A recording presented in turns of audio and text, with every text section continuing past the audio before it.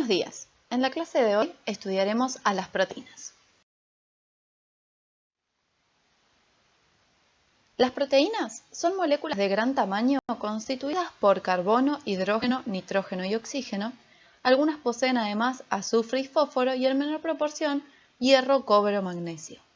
Estas se forman a partir de más de 50 aminoácidos, que son las unidades estructurales básicas. Como punto intermedio se pueden formar oligopéptidos con 2 a 10 aminoácidos o polipéptidos con 10 a 50 aminoácidos. Los aminoácidos, péptidos y proteínas forman parte de la mayoría de los alimentos, incluyendo semillas y legumbres y los productos cárnicos, lácteos y panificados.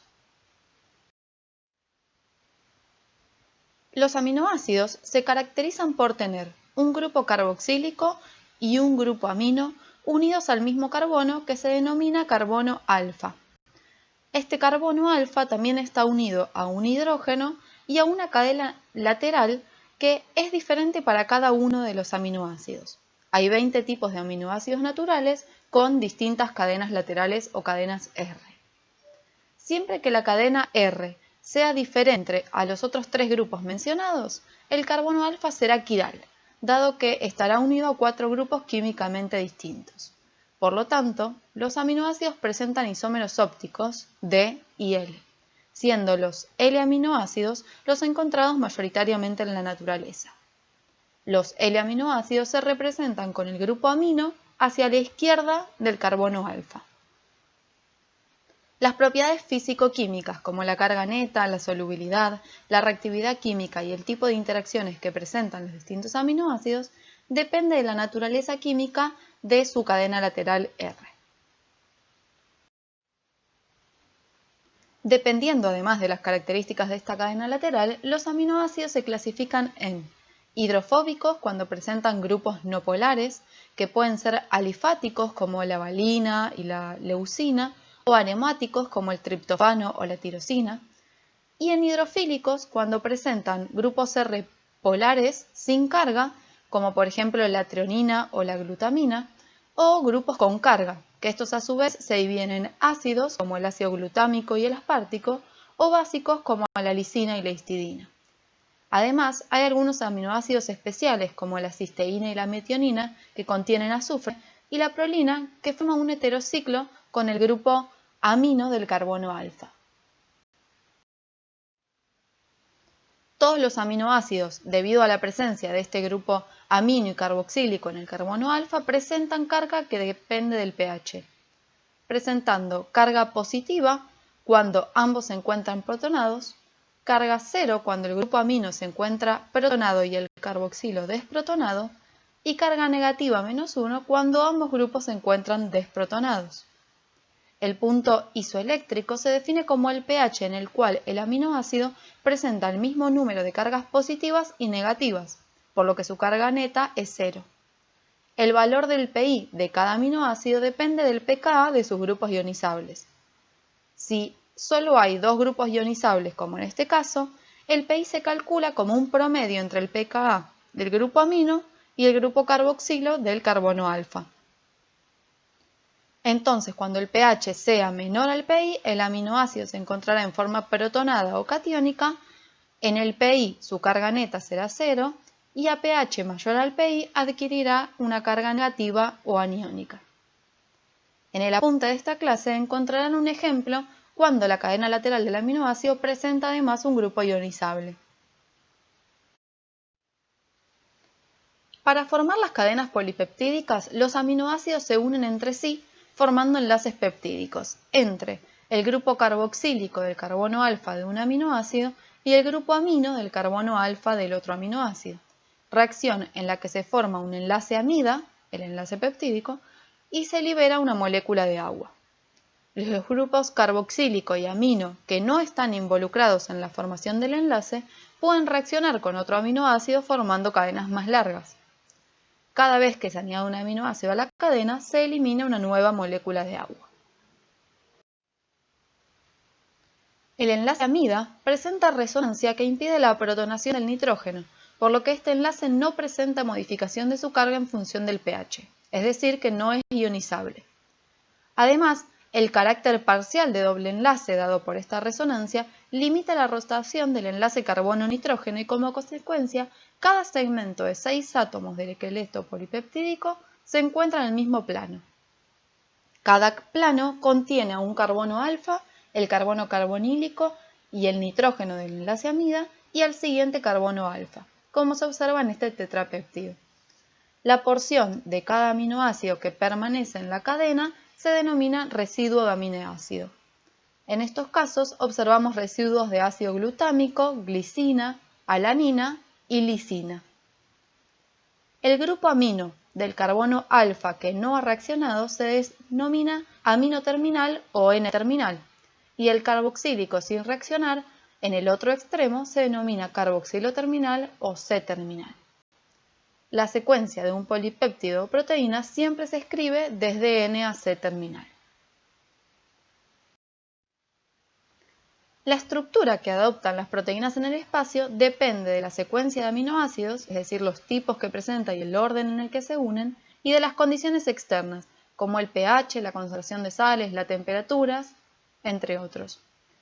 La estructura nativa de una proteína es la estructura más estable termodinámicamente en las condiciones normales en donde se encuentra esa proteína y puede presentar hasta 4 niveles de organización. La estructura primaria corresponde a la secuencia de aminoácidos unidos por enlaces peptídicos. La estructura secundaria es el ordenamiento regular y periódico de las proteínas en el espacio, por ejemplo, formando estructuras tipo hélices u hojas plegadas. La estructura terciaria es la estructura tridimensional de las proteínas, incluyendo la interacción entre las estructuras secundarias, y puede ser globular o fibrilar. La estructura cuaternaria es la asociación de distintas cadenas polipeptídicas donde cada una es una subunidad de esta proteína.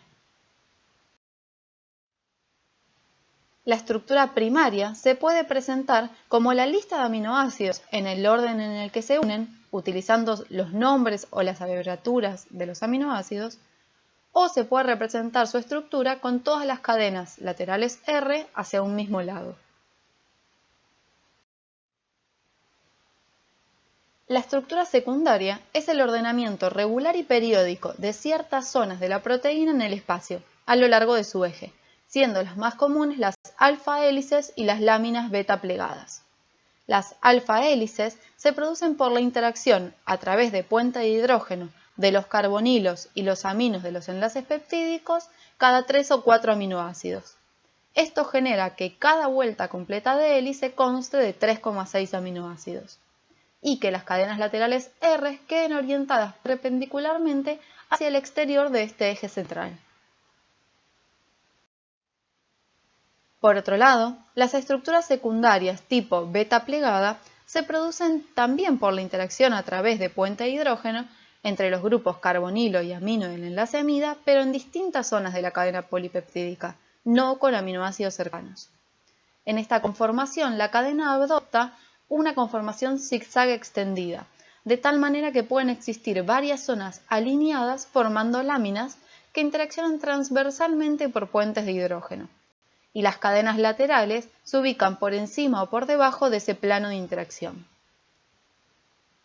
Las zonas de las hojas betas plegadas pueden estar alineadas paralela o antiparalelamente.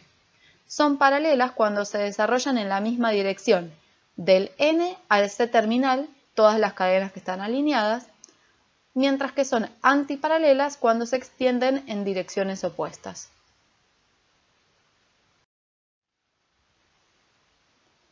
La estructura terciaria es la organización de la proteína en el espacio, donde se establecen interacciones entre los distintos tramos de la cadena polipeptídica, es decir, interacciones entre las hélices y las láminas y también con las zonas sin estructura secundaria definida.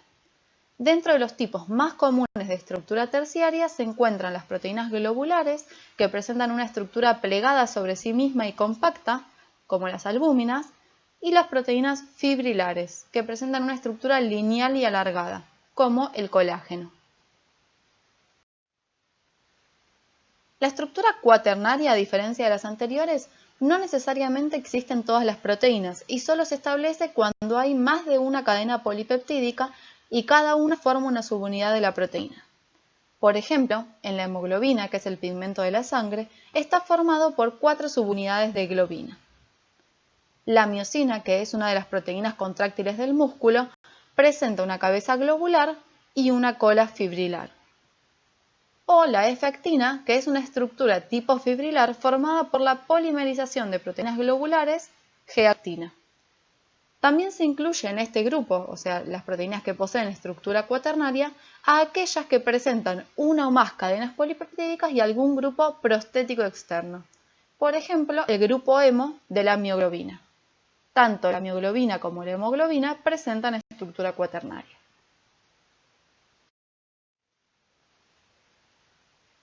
Los diferentes niveles estructurales de las proteínas se estabilizan por enlaces e interacciones intermoleculares. Entre ellas encontramos los enlaces disulfuro, que son uniones covalentes entre grupos sulfidrilo de los residuos de cisteína, puentes de hidrógeno entre el oxígeno del carbonilo de un enlace peptídico y el hidrógeno de un amino de otro, como puede ocurrir en las hojas beta plegadas o en las hélices alfa, entre grupos polares de cadenas laterales o entre grupos polares y el agua. Además, pueden existir interacciones electrostáticas atractivas entre grupos con distinta carga o también pueden ser repulsivas entre grupos con igual carga. Además, pueden existir interacciones hidrofóbicas entre cadenas laterales alifáticas o grupos aromáticos y fuerzas de Van der Waals entre grupos con dipolos permanentes o inducidos. Los invitamos a pensar qué tipo de aminoácidos pueden participar en estas interacciones y cuáles de ellas son sensibles al pH.